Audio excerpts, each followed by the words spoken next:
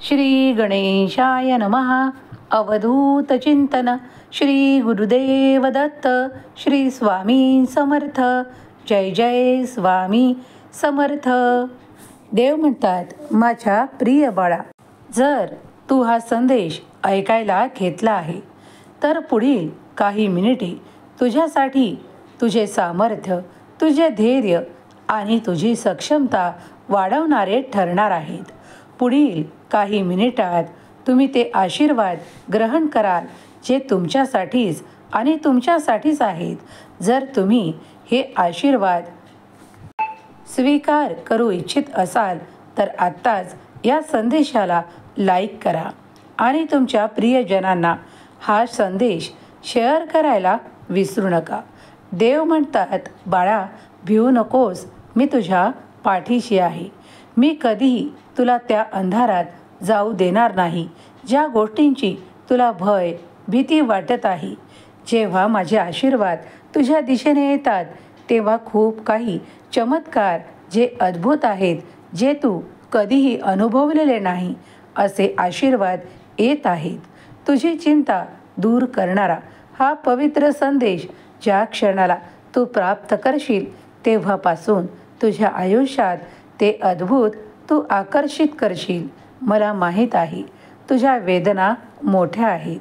कधीकधी तुम्ही तेही सहन करता जे तुम्हाला विनाकारण त्रास देत असतात.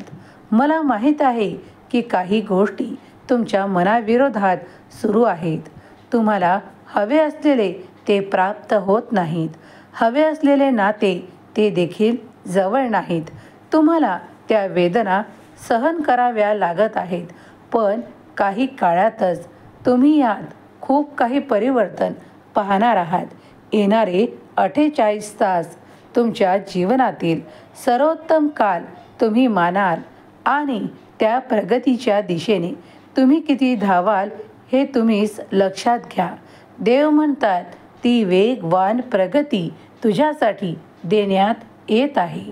त्यामुळे आता इथून पुढे तुला तुझी गतीही वाढवावी लागेल. देव म्हणतात, तुला आता ते कर्म प्राप्त होतील ज्यामुळे तुला तुझी गती वाढवावी लागेल. तू जे काही कार्य प्रारंभ केले आहेस त्यात तुला मोठे यश प्राप्त होणारा खूप काही आशीर्वाद मी देत आहे. बाळा, ज्या क्षणाला तुम्ही देवाकडे प्रार्थना करून, विनंती करून ते आशीर्वाद मागत असता तेव्हा देवही ते देण्यासाठी कुठल्या ना कुठल्या स्वरूपात तुमच्यापर्यंत येऊन तुमच्या मनातील इच्छा पूर्ण करणारे आशीर्वाद तुम्हाला देत असतात. पण तुम्ही संयम ठेवला पाहिजे.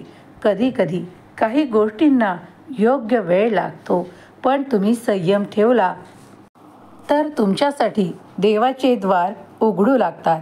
तुम्ही ज्या अपेक्षा करत आहात ते आशीर्वाद येत आहेत. कधीकधी मनातून खूप काही नैराश्य निर्माण झाले असेल तर देवाकडे थोड्या वेळ बसा. देवाकडे पाहत राहा.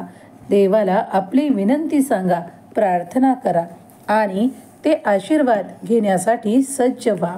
कारण देव कधीकधी तुम्ही मागत नसलेलेही ते आशीर्वाद देतात जे चमत्कारांच्या रूपात तुम्हाला प्राप्त होतात.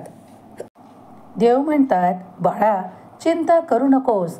काहीतरी अनपेक्षित तुझ्या मार्गात येत आहे ज्याची अपेक्षा तू कधीही केलेली नव्हतीस. ते आशीर्वाद आता तुला प्राप्त होऊन तुझे सुख, समाधान आणि आनंदाचे दिवस येणार आहेत. ज्यांनी कुणी मागील काळात खूप काही सहन करून ते खूप काही त्रास सहन केले आहे, आता त्यांच्या आयुष्यात त्यांना ते सुख देखील प्राप्त होणार आहे ज्याची कधी त्यांनी अपेक्षा देखील ठेवली नव्हती.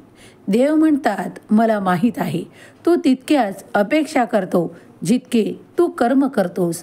पण आता मी तुझ्यावर प्रसन्न आहे आणि त्यामुळे मी तुला ते आशीर्वाद प्रदान करतो ज्यामुळे तू सुखाने तुझे जीवन व्यापन करू शकशील. बाळा, तुम्ही आर्थिक समस्येसाठी माझ्याकडे प्रार्थना केली आहे. आता काही काळ निश्चिंत रहा. देवाचे स्मरण, नामस्मरण, ध्यान, चिंतन आणि एकाग्र मनाने देवाचे ध्यान जो कोणी करेल त्याला ते सर्व काही आशीर्वाद प्राप्त होऊ लागतील. तुमच्या समस्यांचे निराकरण केल्या जाईल. मला माहीत आहे की तुम्ही ते सर्व काही विसरला नाहीत. ज्या क्षणाला शत्रूंनी तुम्हाला अपमान करण्यासाठी खूप काही प्रयत्न केले आहेत, ते तुला खाली दाखवण्याची एकही संधी सोडत नाहीत. मला हे सर्व माहीत असताना मी तुला सांगतो की पुढील काही काळात तुमचे ते शत्रू तुमच्यापुढे नतमस्तक होतील.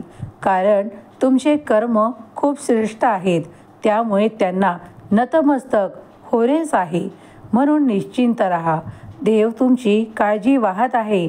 देव तुमची काळजी घेत आहे. आज देव तुम्हाला सांगत आहेत की आज तुमच्यासाठी देवाचा संदेश हा आहे. तो नेहमी बोलत असतो. तोही नेहमी ऐकत असतो.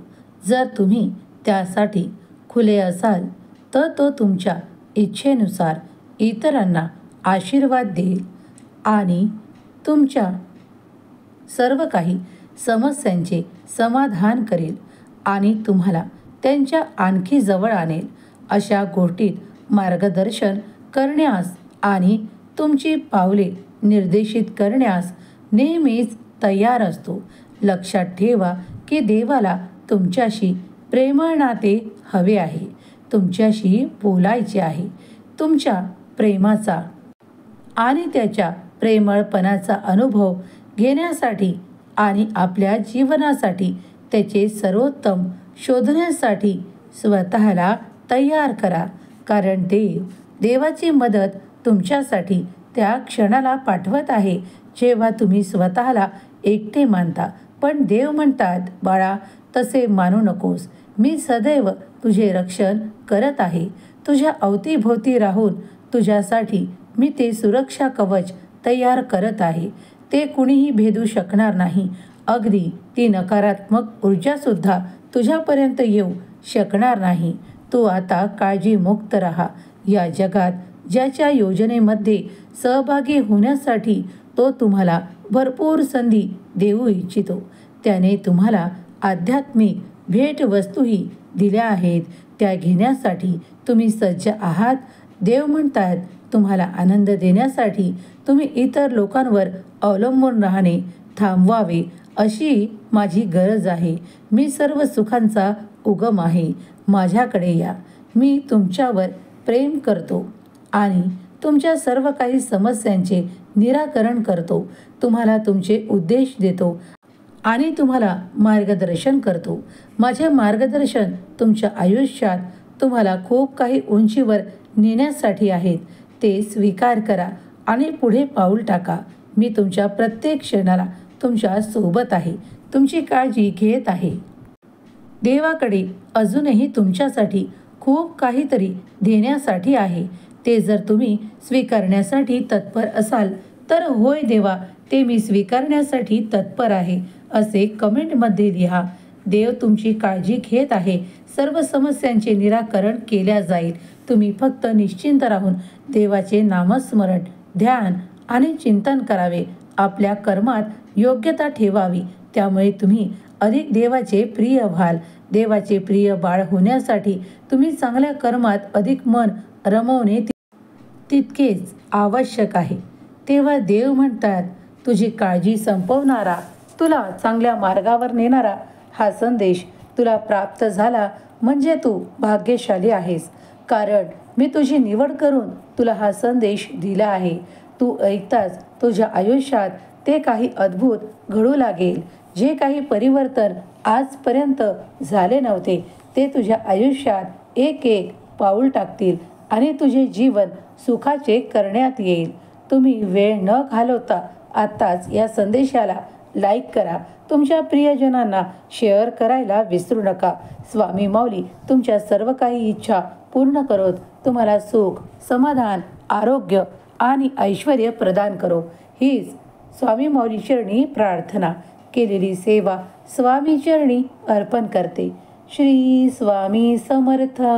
जय जय स्वामी समर्थ.